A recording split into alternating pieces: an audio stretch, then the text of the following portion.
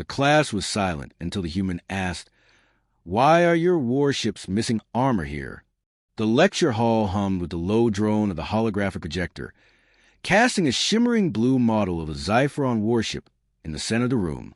The vessel was sleek, its hull a lattice of angular plates and glowing conduits, designed for speed and precision in the void of space. Cadets from a dozen species sat in tiered rows, their eyes, or equivalent sensory organs, fixed on the display. The instructor, a grizzled Klythian with four arms and a voice like grinding stone, gestured at the hologram of the clawed appendage. "This," he rumbled, "is a Xypheron Starlance, a pinnacle of interstellar naval engineering. Its phase plasma cannons can punch through a neutronium shield in under 3 seconds.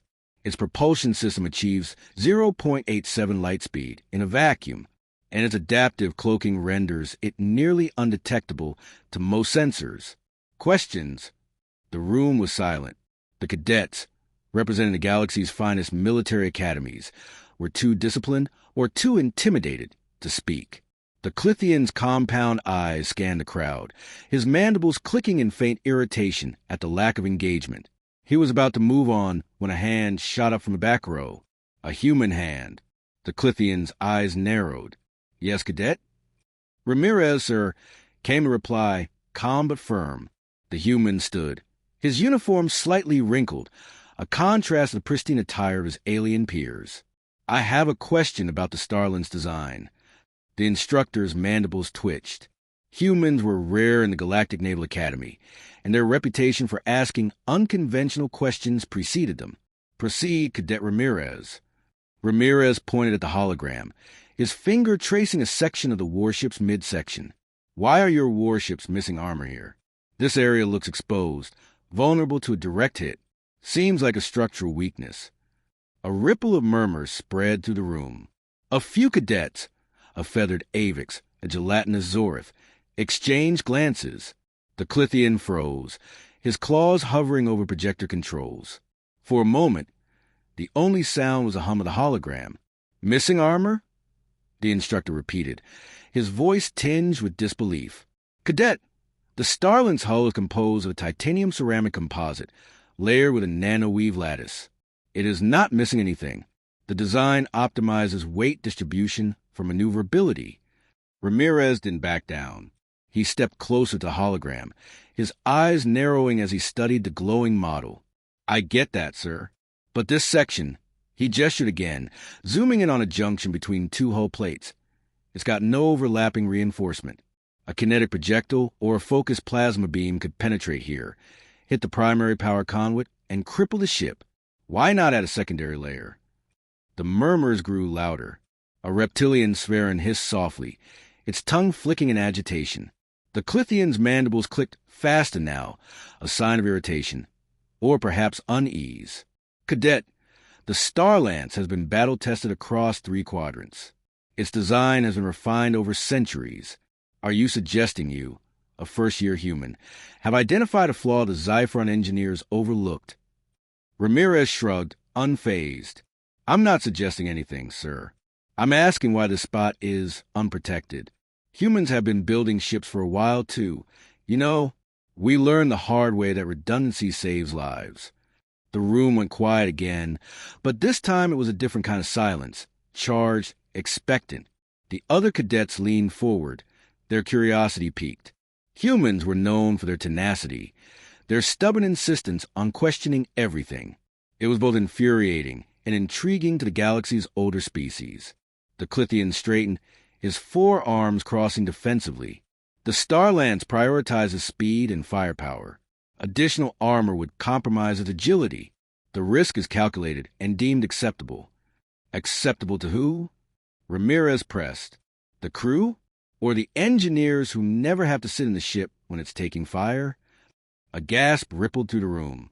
The Avix cadet's feathers ruffled, and the Zortha's gelatinous form quivered. The Klythian's eyes glinted dangerously. "You tread a fine line, cadet. Explain yourself." Ramirez took a breath, glancing at his classmates before continuing. "Back on Earth, we had a ship called the Titanic. Big, fancy, unsinkable, until it hit an iceberg and sank because the designers didn't think they needed enough lifeboats. They calculated the risk, too.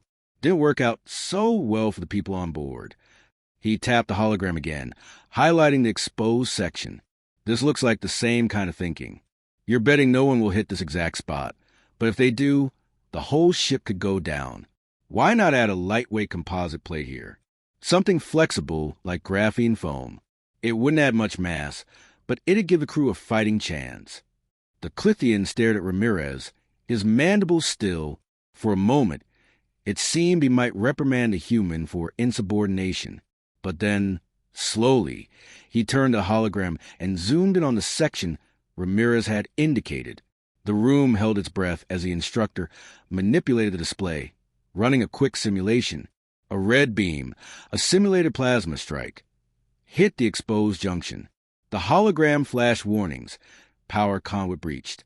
Catastrophic failure imminent. The Klythian's claws twitched. He reset the simulation and added a hypothetical layer of armor to the junction, as Ramirez had suggested. This time, when the beam struck, the ship sustained damage but remained operational. The warnings were less dire. Hull integrity compromised. Systems nominal. The instructor turned back to Ramirez, his compound eyes unreadable. Your observation is noted, cadet.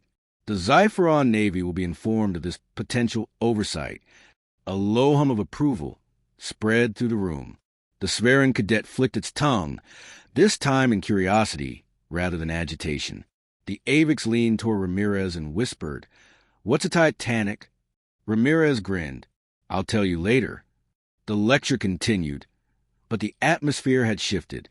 The cadets were more attentive, their questions bolder. Ramirez's challenge had sparked something, a reminder that even the galaxy's most advanced species could learn from a scrappy, upstart race like humanity.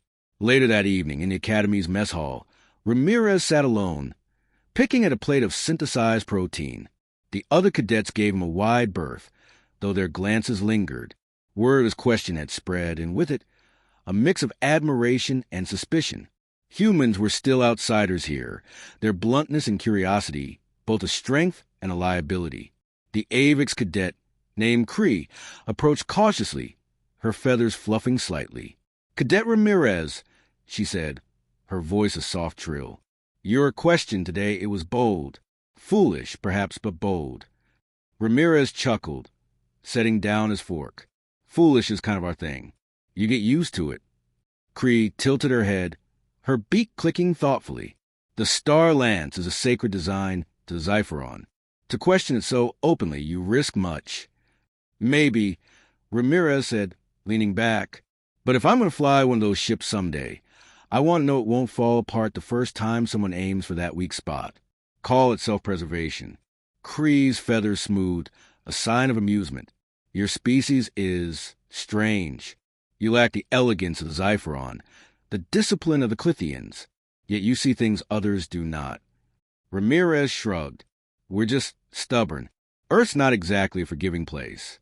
You learn to double-check everything or you don't survive." Cree sat across from him, her talons tapping the table. "Tell me of this Titanic. Is it a warship?"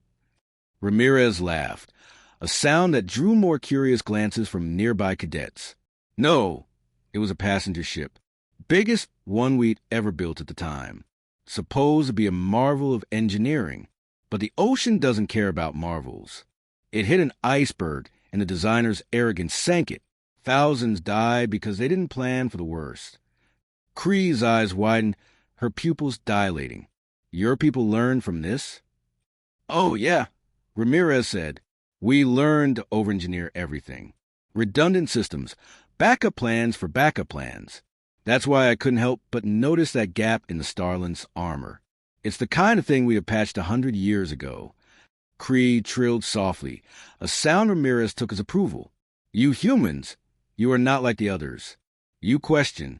You challenge. It is refreshing." "Or annoying," Ramirez said with a grin. "Depends who you ask." The next day, the Klythian instructor called Ramirez to his office. The room was stark, lined with trophies from battles fought across the galaxy. The instructor stood behind a desk, his forearms clasped behind his back. "Cadet Ramirez," he began, his voice softer than before. Your observation about the Starlance has been forwarded to the Xypheron Design Council. They are considering your suggestion." Ramirez blinked, caught off guard. Thank you, sir." "Do not thank me," the Klythian said, his mandibles clicking. "You have embarrassed a proud species. But you have also, perhaps, saved lives. The Council is not accustomed to being questioned by a fledgling race, yet they cannot ignore the data." Ramirez nodded, unsure whether to feel proud or nervous. "Just trying to help, sir." The Klythian's eyes glinted. "You will go far, cadet, or you will crash spectacularly. Either way, you will not be ignored." As Ramirez left the office, he couldn't shake the feeling that he just set something in motion, something bigger than a single question in a lecture hall. The galaxy was vast, its empires ancient and proud. But humans, with their stubborn curiosity and refusal to accept good enough, were starting to make waves. And maybe, just maybe, those waves would save a few ships along the way.